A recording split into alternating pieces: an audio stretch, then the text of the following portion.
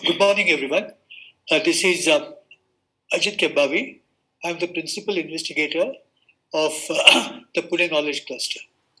I'm very happy to welcome you all to a webinar titled My Journey in Search of Research by Lieutenant General Dr. Madhuri Kanitkar.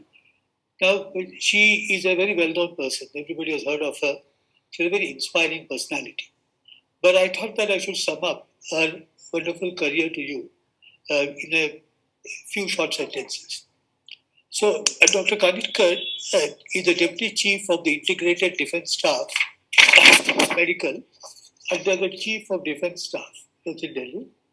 Uh, but she's also on the Prime Minister's Science, Technology and Innovation Advisory Council, which is known as the PM-STIAC.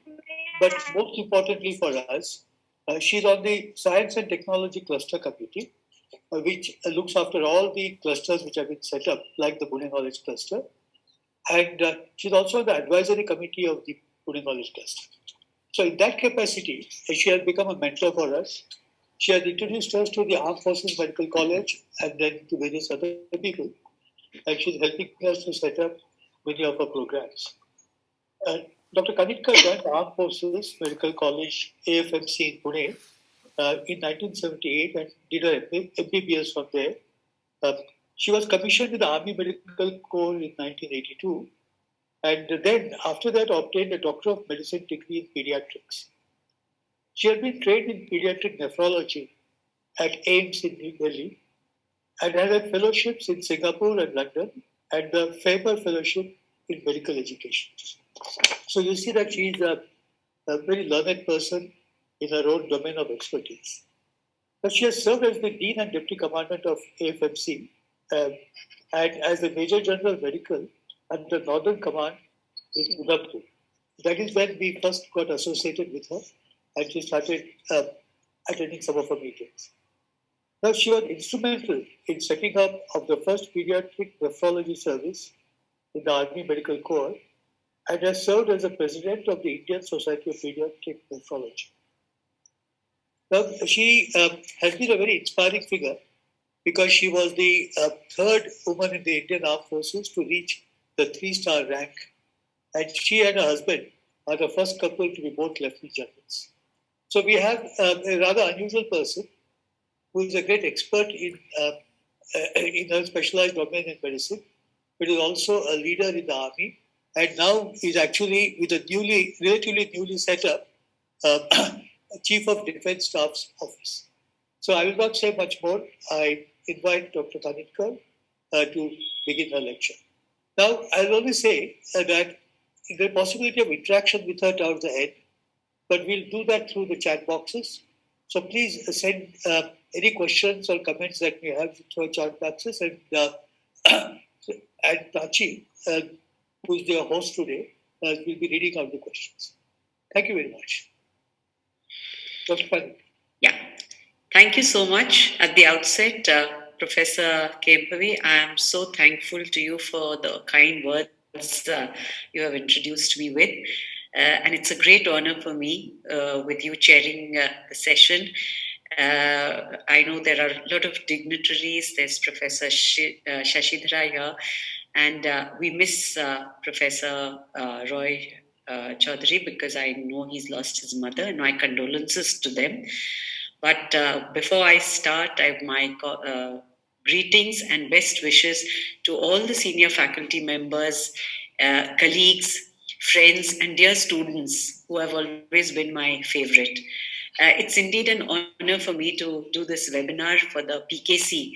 It's been a dream project and an excellent initiative that you have taken it forward, and we hope to achieve great heights in that. So I would like to give my talk on, I've called it In Search of Research. And as I go along, I'd like to say why. Today, research, I feel, is so much easier. It's like you can get information at the click of the button. There's the Google Baba, which gives you all the kinds of these things. However, I'm sure you'll agree with me, we are from that era where you had to go to a library, get into some indexes, medicus, try and find out references, then go on to libraries searching for references, Xerox. If we were lucky to have a Xerox, you Xerox them. And then when you even made your thesis for a post-graduation, you wrote a handwritten document and then found someone to type it on a typewriter. We've come a long way from them, and so has been my journey. It's been challenging, it's been tough, but I think it's been rewarding, thanks to my patients, my students, and my colleagues and family members. So I'd like to share some of that with you all today. 1 minute, I think we are not.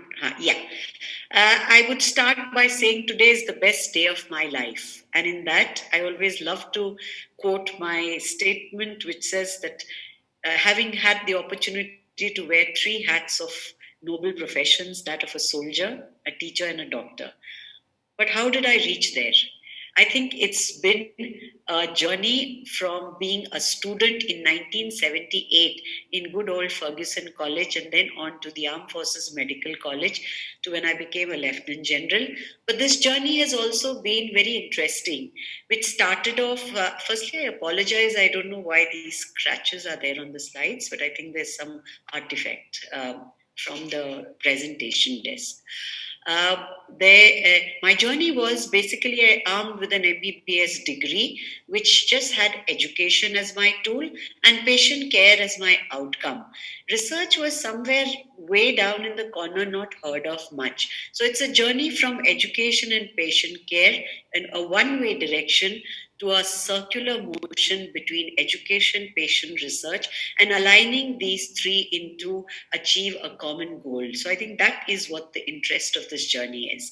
And as I described to you milestones, being a pediatrician, I can't help bringing in milestones. From my first baby steps to walking and then running, it's been a journey which has been of collecting information, trying to getting it into knowledge.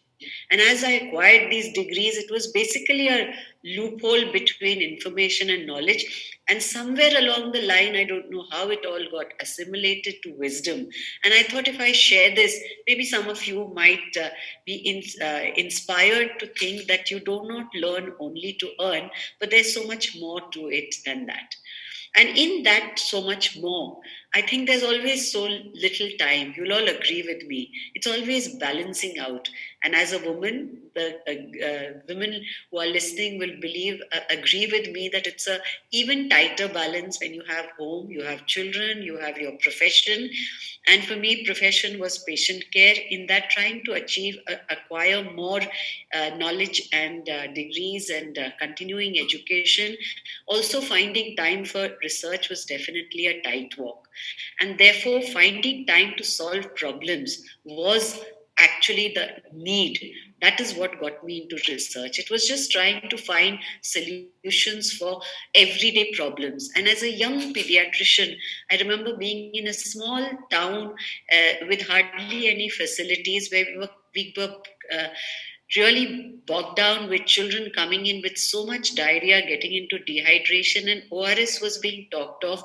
And I just turned the ward into a boiling rice water with some potassium chloride into, put a pot close syrup into it to add the potassium and a little bit. So the starch came from the sugar, from the rice, and using that in IV bottles hung through a nasogastric drip because there was no time to really give so much of IV and monitor them. And we found that only 8 babies required admission. So that was really a first step which showed the effective use of ORS. It reduced admissions, reduced IV fluids. I could present my first paper with really faltering steps.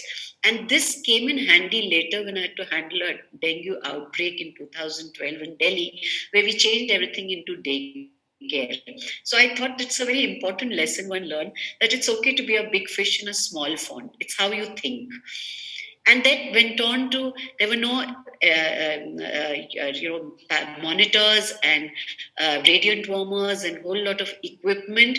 And yet this was the first attempt at Turkey, where in the early 90s one saved a 600-gram baby using keeping mothers inside in turns my corridor in ICU with puja bells to so that the mom could call for the nurse, and using all kinds of innovative things, and went on to develop very simple techniques for low income situations, which I was very happy that one of my then students and now a colleague, a leading neonatologist, used that as to say how we can do innovate in low income countries. So these were some of the real baby steps. But I was in a hurry. I was wondering why I could not have a easy vein finder for a baby. Why would we have to put in a thermometer and get a sensor? How can I change protocols for pain? Why is it so difficult to take blood pressure for a baby? I was so keen on doing pure research, but bogged down with so much of clinical work, there was really not much time. And I thought I was just achieving no goals. So when I looked at possibilities, it was possible that I was making individual attempts without peer support, had a very poor knowledge of research methodology. There was no concept then of collaboration. My stakeholders were not extremely supportive because they said, "You're doing your work. Why are you wanting to do any more?" In fact, research was not really looked at with some great or this in an organization where patient care and piling OPDs and looking after them was the priority. So the time was always a constraint. Added to there was the woe of repeated moves, postings, and limited resources. So with all these situations, how do you find solutions? So I think the next lesson that I thought is that necessity is the mother of research. I mean, if when you're looking out for what to do, I think it's so important to first feel the need. And I think that was it. Look at this young man just using simple just to sort out his onions, has just separated those poles. So we Indians have, this is our biggest strength. We have an ability to improvise, innovate, and what people call as jugaad. So I think that is primary requirement for any research, and I think we all have it. So with that, one moved forward.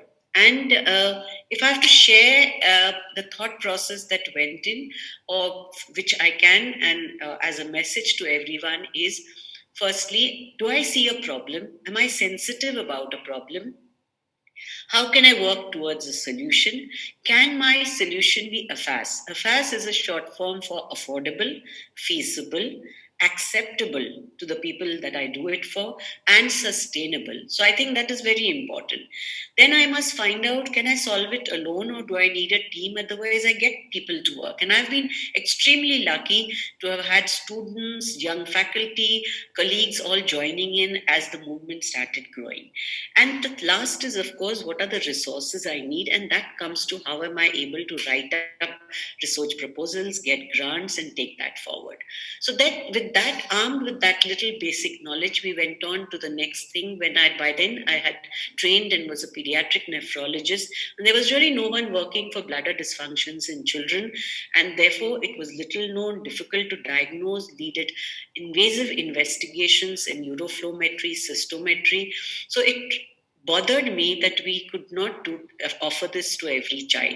So I looked at a feasibility of looking at non-invasive and predictive model, and was very lucky as one of my then postgraduate student, another senior colleague of mine, Ravi, who worked along with me, and we brought in, I think my slide has stopped sharing. Is my slide visible? Yeah. It just went off. Sorry. So with that, we developed our first model of non-invasive versus invasive and used that as a predictive tool. He went on to get the best thesis award for it, and thereafter, we developed an approach which was very simple and could be used across patients and have it published.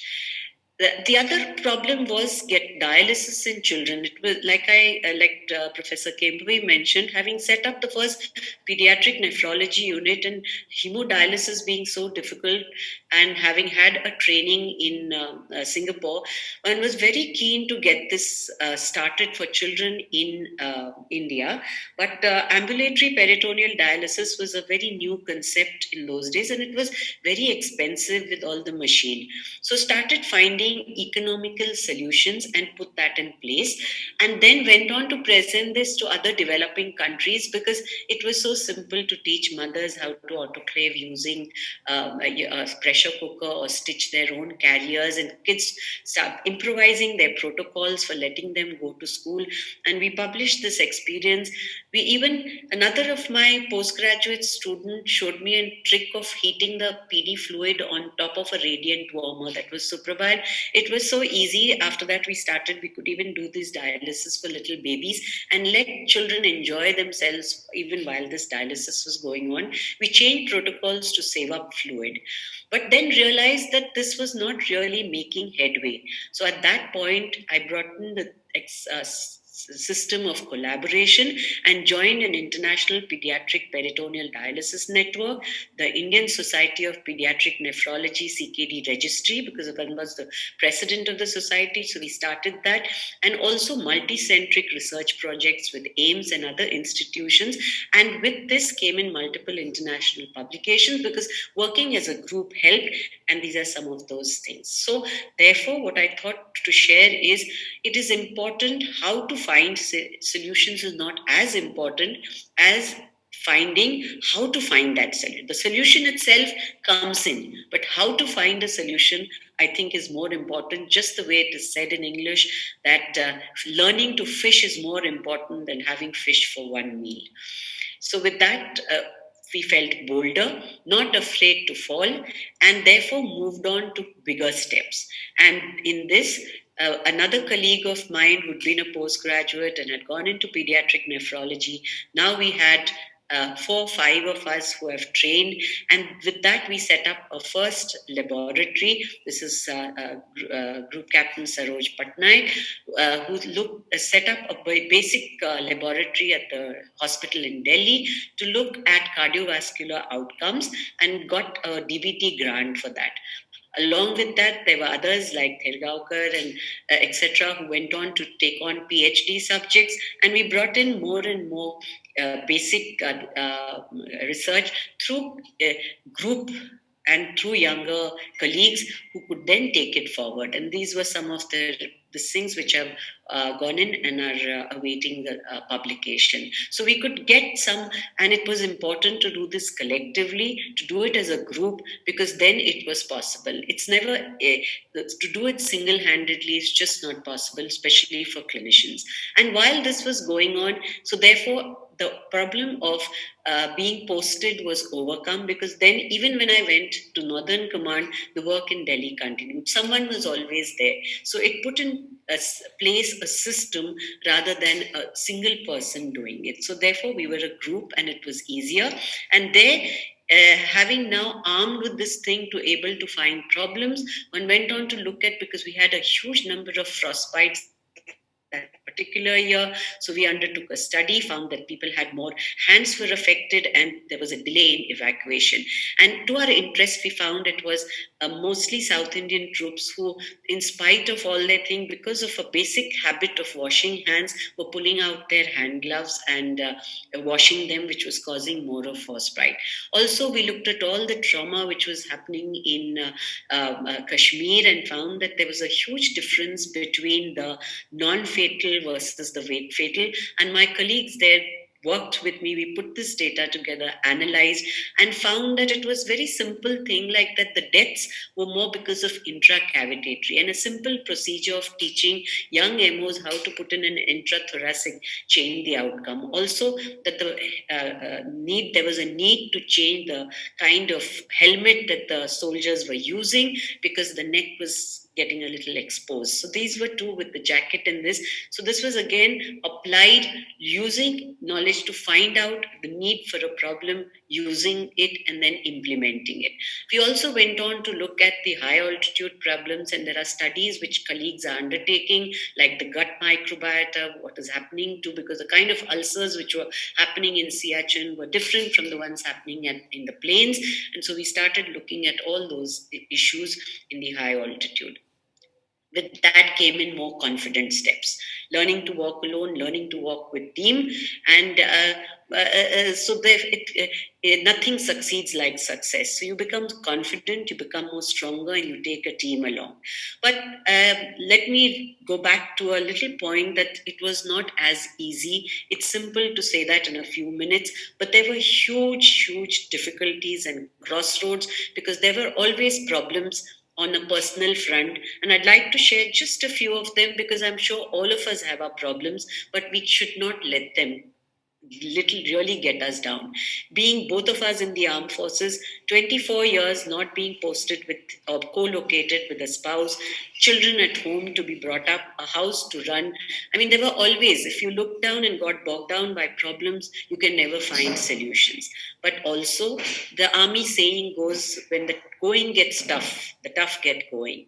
And I would like to share this art of kintsukuroi, a Japanese art where a broken pottery looks more beautiful when it's patched together. So therefore, even if there are problems, you do not let those really destroy you. You just use that to strengthen yourself and make and move forward.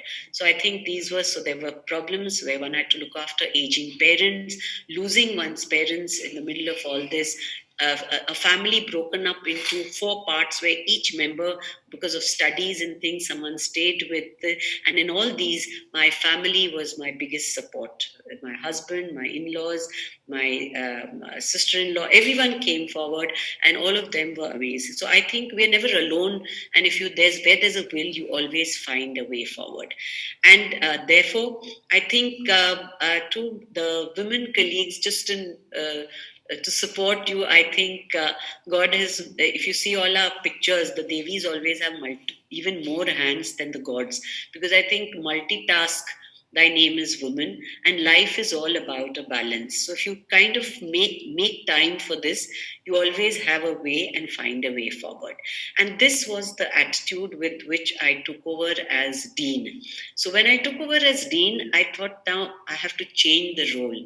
And I have to, probably because I'm back to the alma mater where I started my baby steps. And I thought I'd learned a lot, but am I open to ideas? So I thought it was very important to learn, unlearn, adapt, and repeat. And in this, it was my young cadets and students who came forward and suggested ways and means, and we worked together. And I think what is important is, I quote Albert Einstein, who says that a person who never made a mistake never tried anything new. So the fear should not be there to try anything new.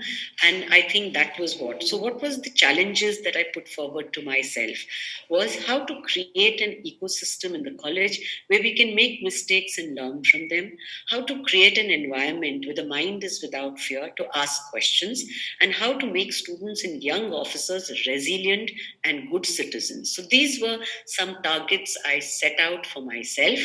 And with that came the idea of developing a multidisciplinary research unit. And this is the small group which started with 4 officers chatting over little chai pe charcha, which became a bigger group. And the dream, within a year, we could get the grants, and the multidisciplinary research unit at AFMC was inaugurated, which could have specific laboratories where there's work going on in epigenetics, in sleep, even a 3D printing lab. And I hope and look forward to a day where all the youngsters are ignited and to start their journey in a much more open and conducive environment. So they have got something which was much more than what we could start off with.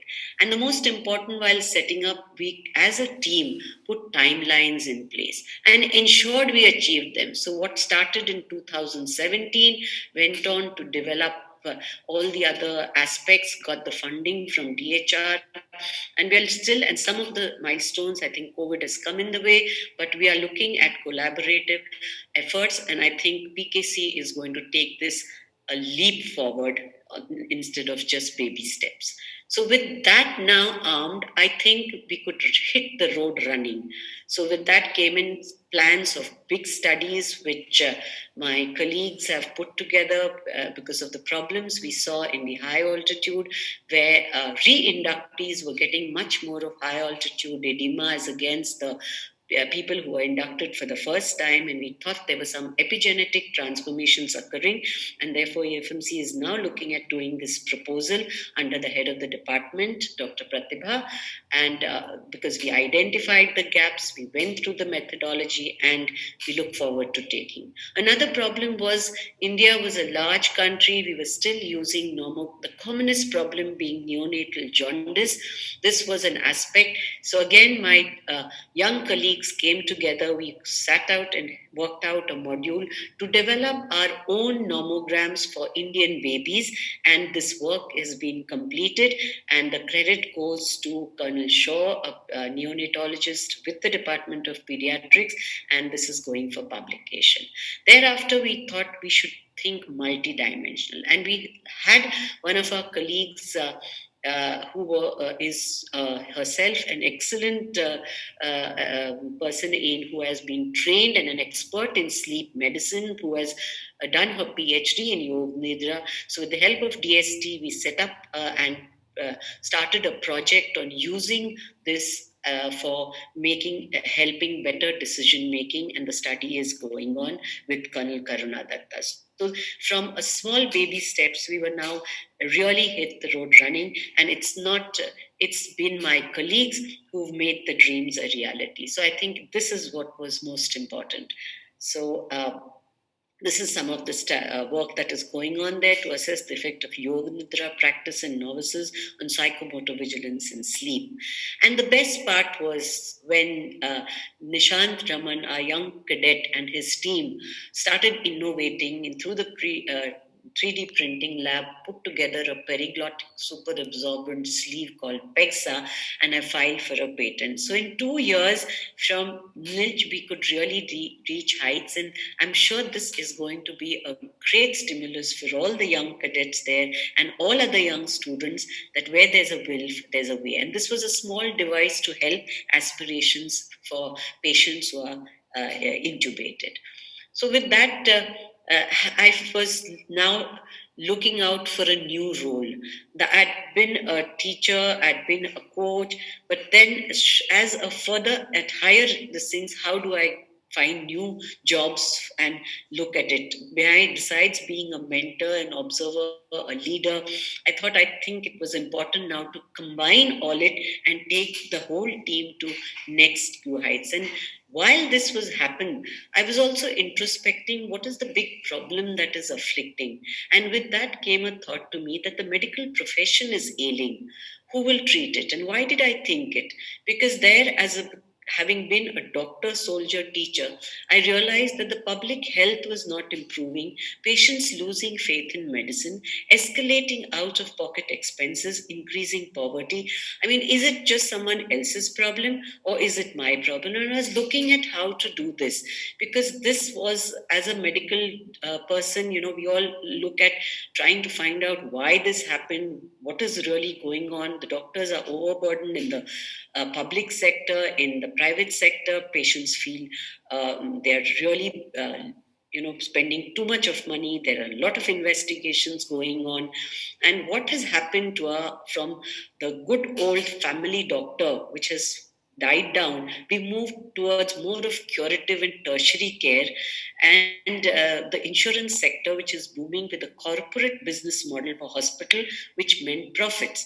So while doing this and looking at further evidence that we look at the changing patterns of diseases. I mean, diabetes, which was way down in 1990, has come up right at the top, and it's ischemic heart disease, diarrheal disease. So whereas we had done well in some of the infectious diseases, we were now moving towards cancers and non-communicable diseases. And even the age distribution pattern, it's really different. And this has been, this data was put together and helped by another colleague of mine, Colonel Joshi, who's always been very instrumental in working along with me. So I think this was so important that there were so many risk factors which were modifiable: dietary risk, high blood pressure. What were we doing about it? So I felt that the diagnosis here was a multi-system failure which required changes in medical education, improved doctors, change the perception of the public, partnership in healthcare, and the use of innovation and technology for affordable public healthcare. But being in uniform with my limited role, we had an excellent healthcare system, but how could this go was a question when, again, God helps those who help themselves. And it is when you're looking for a solution, and if you're working on something exciting you really care about, you don't have to be pushed. The vision pulls you. And I unquote Steve Jobs. And I think in that I've had a great opportunity of, at that point, being nominated to the Prime Minister's STIAC, and had this opportunity of explaining what we'd like to do for healthcare to the Honorable Prime Minister himself. And I looked at that triangle of education, research, and needs, which were working in silos. They were all in different directions, but could they all run into one continuous, like a cogwheel, with innovations, automations, AI? And this was a dream project that I had in my mind. And while with that in mind, what was I armed with? Yes, there was a profession of a doctor, soldier, and teacher, which I had achieved enough and was doing, but wasn't happy enough. And there came the opportunity, because when I found that this thing, I got an opportunity to be on the board of governors of the Medical Council of India and work closely with Dr. Paul and the team to bring in align. And this is the booklet we brought out with 56 regulations or changed in medical education, which will be now enacted and brought out by the Medical Council. But being part of it was an amazing opportunity, and I felt I reached there and I could contribute only because of the small baby steps, the difficulties I took, the time I found to find solutions in small ways, and the support of all my friends and colleagues along the entire. I definitely couldn't have done it alone. And the other opportunity on the canvas got bigger. I could paint bigger pictures. So where I was looking at ways of research, being nominated to this August PM-STIAC and working closely with Professor Vijay Raghavan was a dream come true project. And that is when one looked at that, are we really working together at the national level? And this is Indian versus global data. And if I bring to your notice, if you just look at the top institutions globally, they're all universities, whether it's Harvard, Stanford, Massachusetts, Yale, and top companies are your Roche, Novartis. But when you look at India, your top institutions are all government.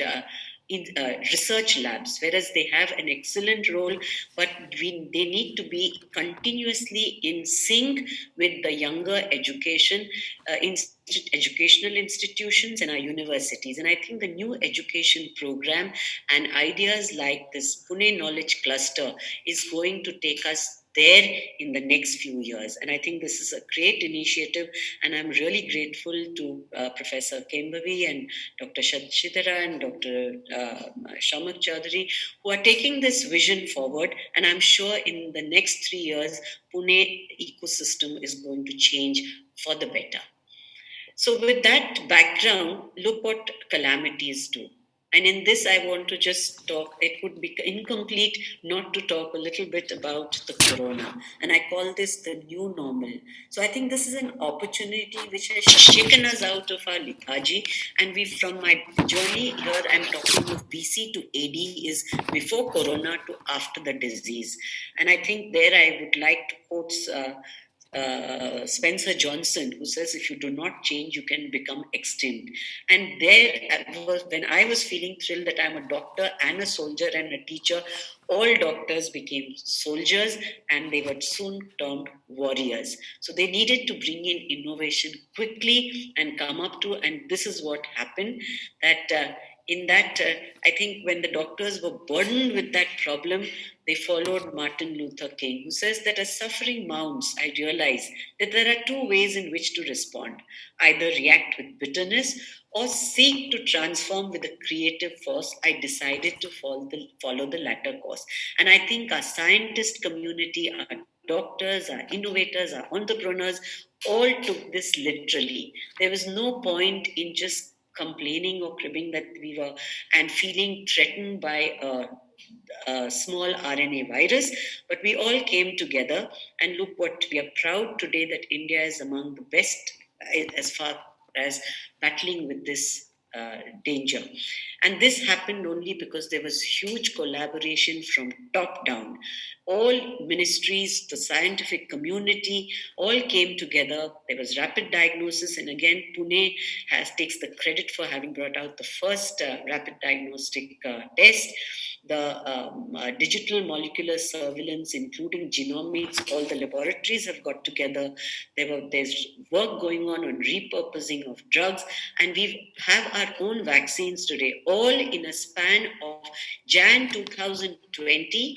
We had still were hearing about the novel coronavirus, and Jan 2021 we have a vaccine and a rolled out vaccine program, and this has all been done so wonderfully by India coming together in a group. So look, this is what I mean, how the pattern changed, that nowhere in the top causes of deaths to a third common cause of death. And how did we innovate? One had an opportunity backed with the expertise, experience of the armed forces, and putting together ability to innovate and teamwork again. I keep repeating that in any success story, there's always teamwork. And we quickly got together, the railways and armed forces joined hand in Delhi and created a resource for having COVID care on wheels.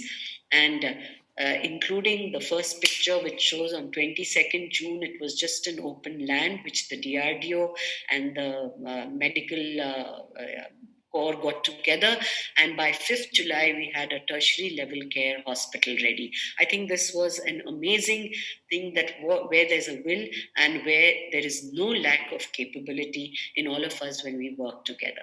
And look at the idea of the simple mask. It was a small conversation with one of the senior most scientists and with the PSA, Dr. Shailaja, that if there are no PPEs, why can't we go back to a simple cloth mask, which when we were youngsters in operation theaters, we only used those. And there was just not enough even for the healthcare workers. And our military hospitals started stitching this. She took leadership forward, did this, and the first thing of using the cloth mask was brought out on 1st April, way before the WHO or even the ICMR had thought about it. And today the world has agreed, the evidence comes later. So sometimes experience comes in and common sense, which is rarer, is put to use, and the evidence comes in. And today it is here to stay. And besides the namaste, I think we gave the idea of the cloth mask to the world. We got together again to quickly try and do some modeling work under the PSA's umbrella to look out for inventory preparations. But at that point, we were using only Western data, as there was nothing Indian available. But yes, the Armed Forces Medical College worked closely with JNCSR and IISc, and this was the first model that we brought out. The modeling went on to develop a model which was shared even in August end.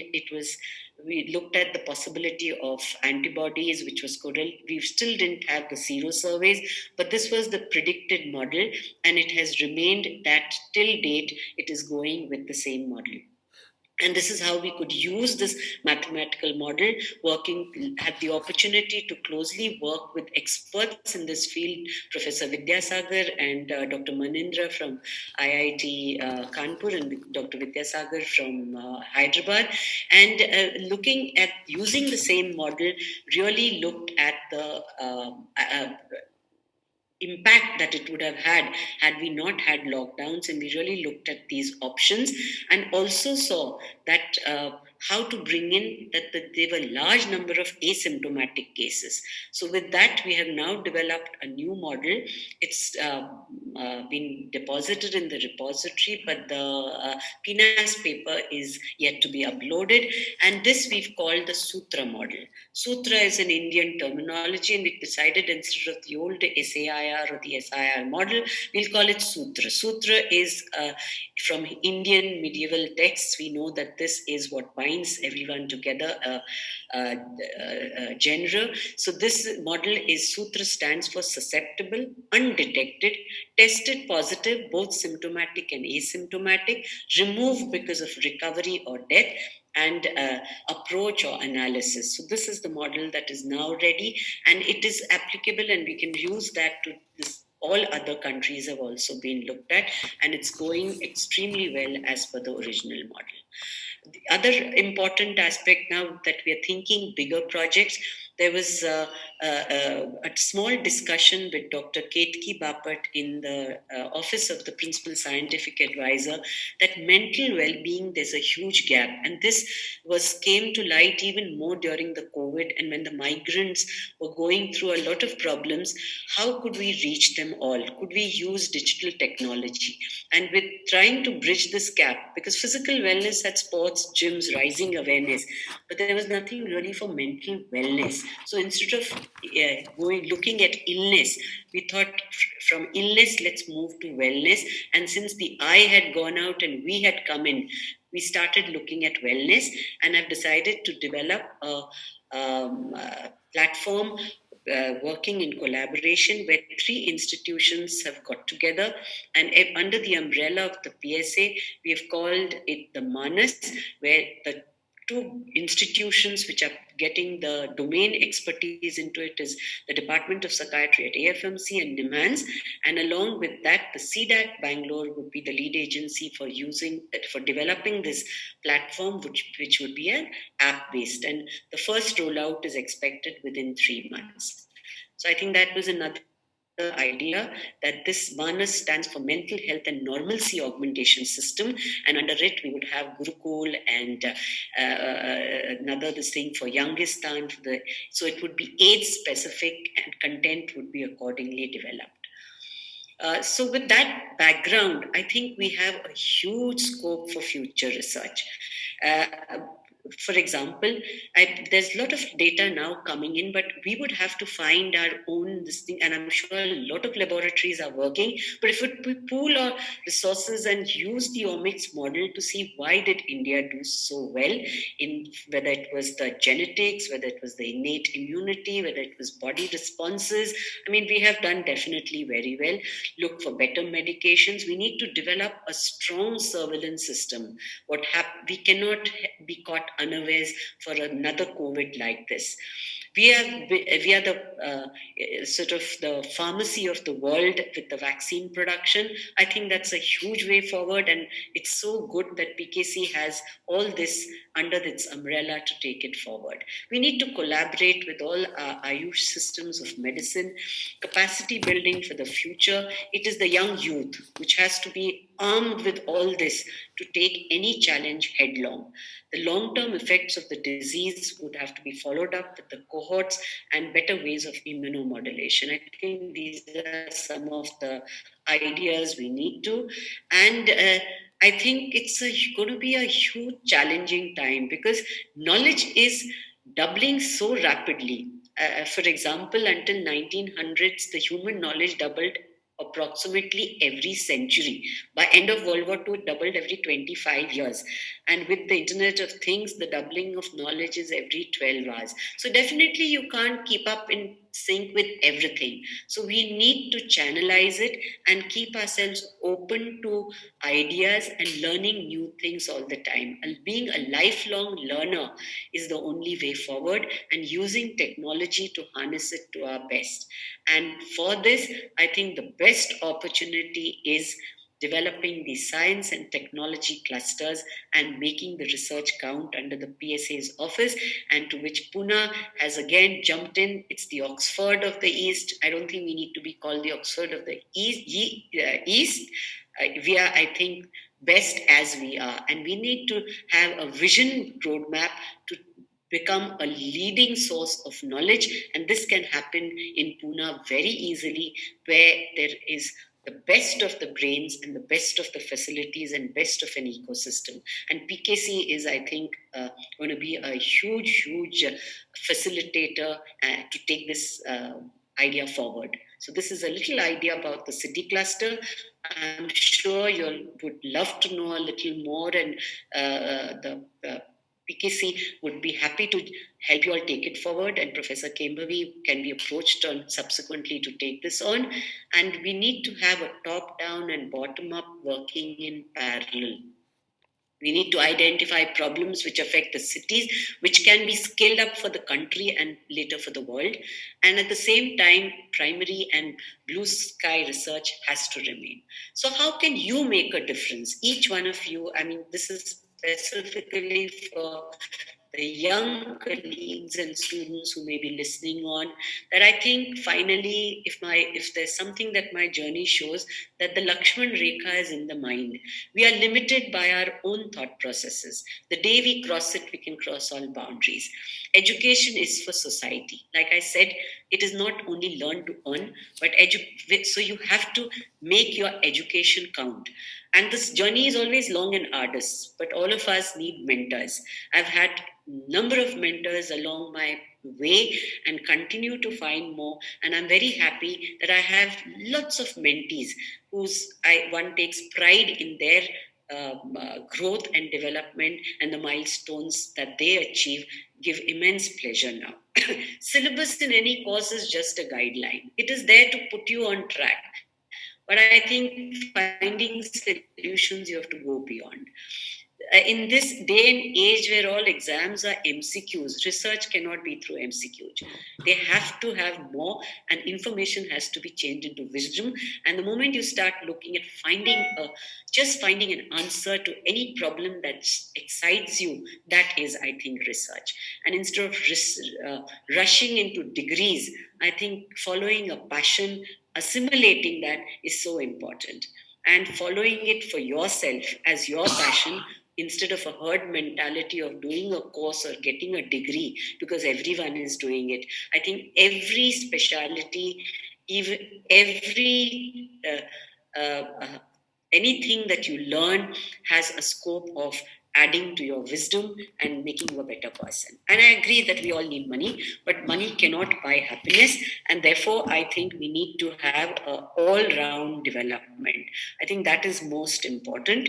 So in that, I introduced to you the Pareto principle, which I think if there are any of the students from FMC, this was my principle in life all through, to telling them that follow the 80-20.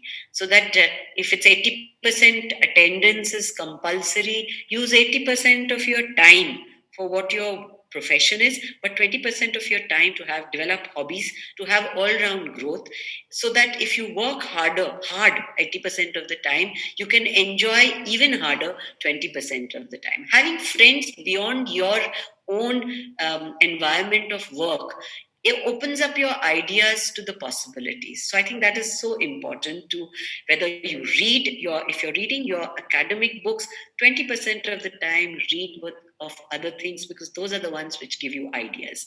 And therefore, along the way, don't forget to have fun. I think it's important. And luckily, the armed forces gave me a lot of opportunities to have fun wherever I went. So therefore, in conclusion, I think our brain has a left side and a right side, but to be a whole, you need both parts. So if you have to have the practice of science of research and use all this in a very scientific manner with your left brain, you cannot do it unless you have the art of application with an equally developed right side of your brain, which is the roots which forms the strength for that tree to grow, where language, religion, family, art, culture, food, music, personal space is as important as science, knowledge, time, decision making, reasoning, logic, and structure. So I think it's important that the corpus callosum be well developed and make those connections. And therefore, if you have to be happy and find your goal, the Japanese word again of ikigai, which is when your passion, mission, profession, and vocation all are in sync. And the bottom line is what the world needs is somewhere in your thought. It has to go beyond than what I need to what we need, what our country needs, what our organization needs. And I'm sure that is when we will find our ikigai. With that, I close my talk, thanking the Pune Knowledge Cluster and all of you for having this patient listening and giving me an opportunity to address you all. I thank my family who's been a tremendous support in this journey, my teachers and colleagues who've not just been there with me but have been mentors to me. And last but not the least, and the most important in my alma mater, have been my students and my patients who have taught me never to give up. Thank you and Jai Hind. Thank you very much, Madhuri Kanitkar, for a truly wonderful and inspiring talk. We all know how difficult the life of a woman can be, and the life of a woman doctor is even more difficult. And the life of a woman doctor in the army can really be terrible. So, but you have come out on top. You have reached the second highest rank in the army, and at the same time, you have not only carried out your profession very well, but you have also carried on wonderful research. And that research has extended right up to these COVID days. So, where you have jumped into the new problem and addressed it squarely. So, on behalf of all of us, I congratulate you, all that you have done, and thank you very much also for this talk and the inspiration. I hope you'll remain involved personally with the Pune Knowledge Cluster and help us to take it forward. Thank you again. Now, for the audience, Dr. Kanitkar is ready to answer questions. Please type them into the chat box, and Prachi will take us through them.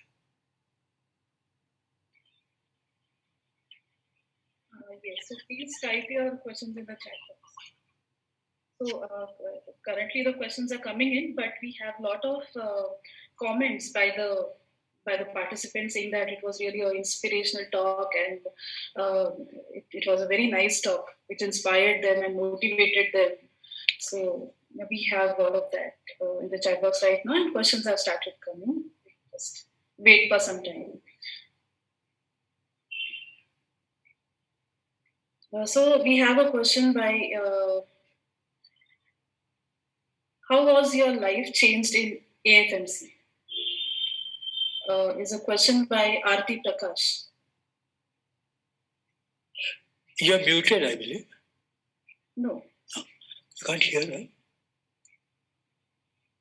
Yeah, you're muted, Dr. Kanitkar. Yeah. We can't hear you.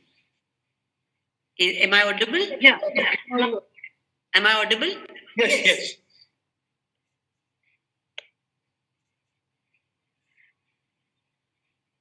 Sorry. Hello? Yes, you are audible. Yeah, thank you. I just changed the audio system. Yeah, how my life changed at AFMC.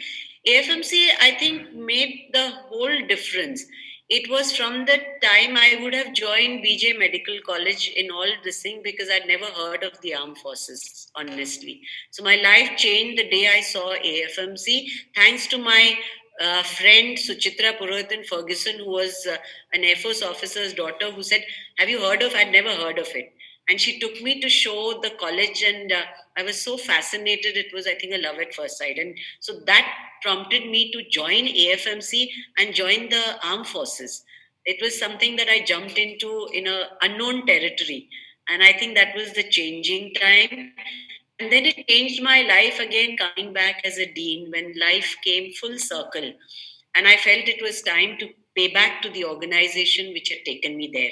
And my whole thought process changed again to look at how now to not do things for myself, but do it for the entire faculty, the entire students. And in that, how the moment my thought process changed, everyone came together. NCCS, CDAC, I mean, everyone wanted to work together, and my own younger colleagues were so enthusiastic. So I think it really changed my thought process.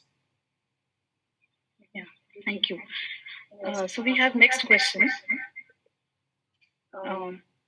by Mr. Gopichandan. He's asking that are we really ready to tackle the next pandemic?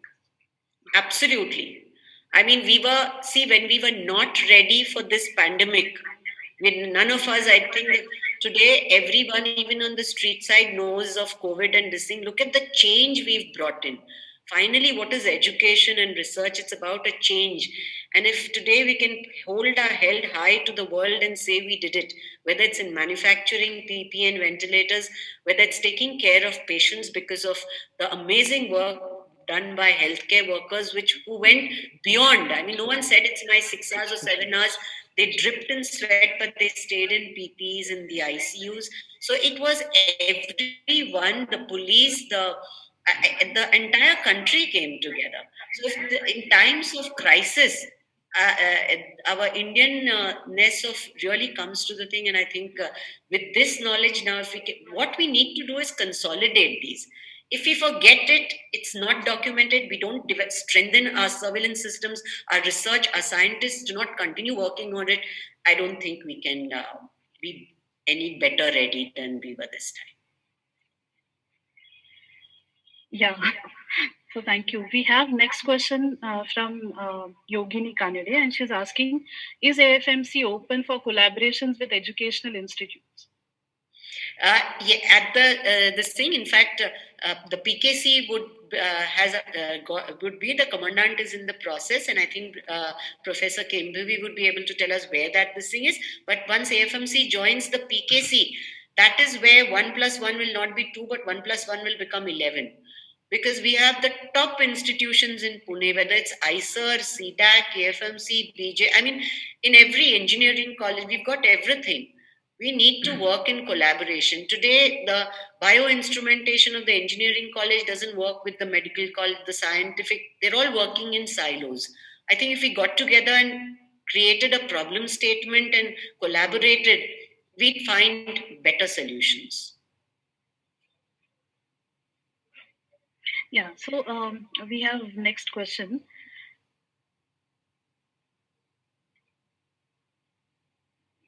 How do you envision India in collaborative research sector in next 20 years? So this is a question asked by Yashodhan Shinde. Yeah, I think 20 years is also very far away. I think we're going to see changes in the next 5 years. The reason being, the thought process has started off. And it's always the change, when it starts coming in, picks up momentum faster. So we are looking at disruptive changes. We are no more looking at it taking a linear or an exponential rise, but we're looking at disruptive. So we're looking at ways and means to do this. And it's the earlier thing was publish or perish. Today, I think it's collaborate or die. There's nothing else that this thing. You have to collaborate if you have to make, because you can never work alone to get the kind of numbers. If you're looking at a high index publication, you want to get into Cell or Science or any of these, it has to be authentic data coming in quickly. And I think India has a huge benefit. Today, the AI is opening up. We have numbers. Others would take years to collect that data. We decide today, within a week, we can collect 10,000 images on any aspect. So I think we have the benefit of numbers. We have to just get our protocols together. We have to learn to collaborate. We have to learn to trust each other. I think that's the biggest thing. Yeah. Thank you for that. And one last question we'll take. It's by Dr. Dingat Shastri. And he's asking that to develop the culture of research amongst the next generation, what will be the most appropriate time for the intervention? He's the past president of IAP. Yeah, I think school. because and I think the national new education policy is targeting that, because the old education policy was to produce mass a factory like these things where you put multiple same prototypes, because then it generates quick work, right? So for our industrialization of the country, our education needed to be that. Today it is not about, information is there on the net, everyone will have, sooner or later will have access to it. How can we get it to them faster is the challenge. And the thing is, creativity and original thinking is going to be the future. In a where there's a stat syllabus where you mug and give an exam and get marks, cannot be the only way to take it forward. So asking questions and being creative and innovative from school will is the way forward. So thank you so much, Dr. Kanitkar. You're always a source of inspiration, motivation, and pride at the same time. So thank you so much for this wonderful talk. And yeah, thank you for being there. It's been a great pleasure. And I thank all the participants and all the people who've joined in and made this interactive and lively. And I'm sure if there are any further questions that we've not answered, you could compile them and email, and we could send them back ideas. And just tell everyone who needs to get in touch with PKC, because PKC is a future, and it's a dream project, and I think that's where we will really start. So therefore we don't need 20 years. PKC has a vision of 5 years, and I think that is where we will start. Thank you so much. All that I will say here is that PKC is literally for everyone in the city, and we are all coming together to make the city a slightly better place. So please join into the effort and take us forward. Thank you. Yeah, Shruti had asked some questions. She's just typed it. May I request you to please answer my question? Okay, I'll just check. Just check what Shruti had to ask, because she was.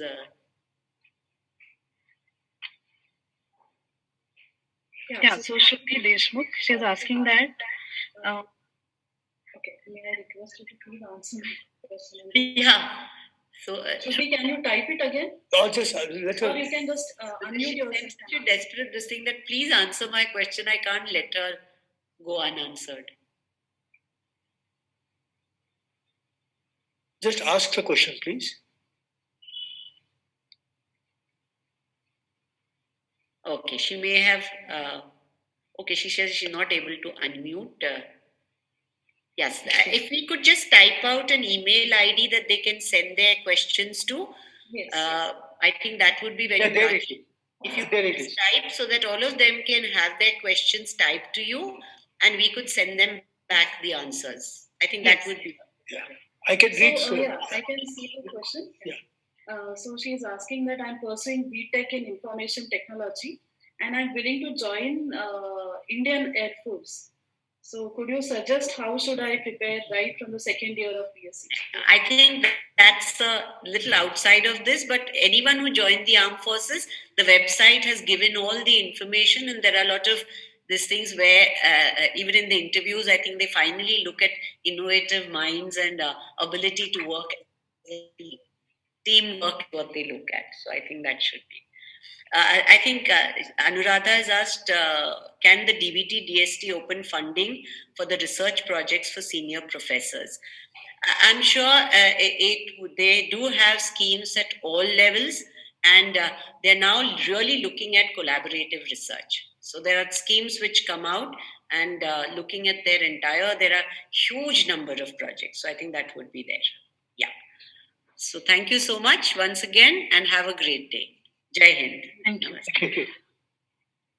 So for all your questions, I'm just typing an email. You can send your questions on this, and we will be answering those. So it's info@pkc.org.in. So you can type or send your questions to this email ID. We'll be happy to answer them. It's info@pkc.org.in. Yeah. Thank you so much. Bye-bye. Bye-bye. We shall end the meeting. We'll end the meeting now. Yeah. Thank you.